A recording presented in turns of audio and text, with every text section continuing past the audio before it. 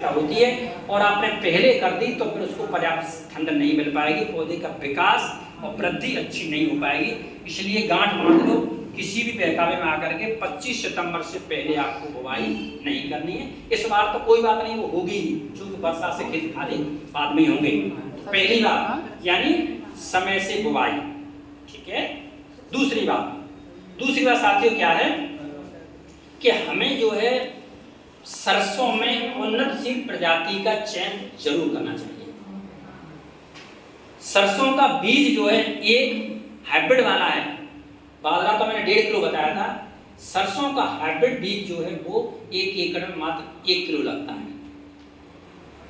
आपने जैसे मान लीजिए कुछ वैरायटी मैं आपको बताऊंगा जिनकी पैदावार 18 कुंटल तक प्रति एकड़ है और वो यदि 1000 रुपये किलो आती है, उसके एवज में आप किसी दुकानदार की बात में आकर के या किसी भी वजह से आप बहक गए और आपने 100 रुपये किलो वाला बीज ले लिया जिसका उत्पादन मात्र 12 कुंटल एकड़ में है, तो आपके बीज पर 900 रुपये का अंतर आया।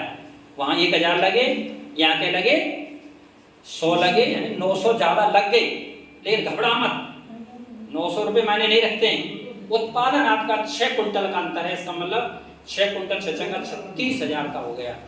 बाजरा में बढ़िया से बढ़िया बीज लो और मतलब कोशिश करो कि हाइब्रिड वैरायटी हो। एक ध्यान ये रखना है कि हाइब्रिड वैरायटी जो आपने पिछले साल बोई हैं, बहुत बेहतर परिणाम दिए हैं, उसके बीज को आप नहीं बोएंगे। आपका तर्क होगा क्यों? बताओ, कोई बताओ आप में से। शायद मेरी बात समझ में कम आ रही है। मैं आपकी बात में चाह रहा हूँ कि आप भी मुंह खोलें थोड़ा सा। चलिए, इसलिए नहीं कि हमेशा हाइब्रिड बीज जो है एक बार ही बुवाई के काम आते हैं। गलती मत कर देना, आपने हाइब्रिड बीज लिया और बहुत बढ़िया उत्पादन दिया, अगली बार आपने वही बो दिया, नहीं, वो नहीं बोना है, क्योंकि हाइब्रिड बीज के काम एक बार ही आते हैं। तो साथियों,